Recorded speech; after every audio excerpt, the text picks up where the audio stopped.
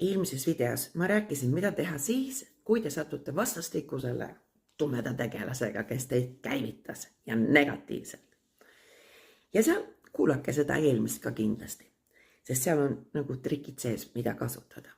Ja seal on võtta üks asi, mida me saame veel kasutada. Ja see on see, et kui me õpime aru saama, et me teeme edusamme selles, et me ei reageeri enam nii nagu eelmistel kordadel. Kuidas me seda saame teha?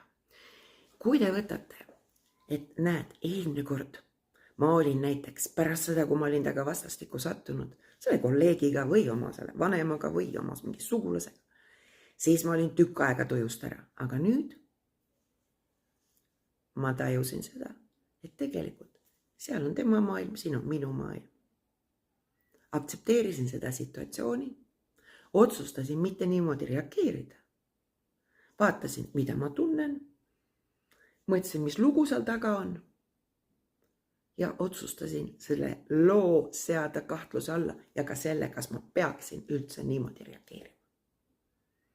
Ja kui te hakkate nüüd märkama seda, et sattudes uuesti nagu kontakti selle tumeda tegelasega nii-öeldes, siis te näete, kuidas teie reaktsioon hakkab pehmenema.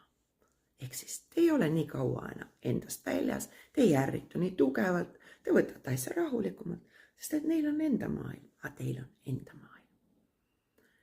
Ja selle läbi te saate tagasi ka usku endasse, kindlustunnet, et te suudate ennast kontrollida, sest et te suudate.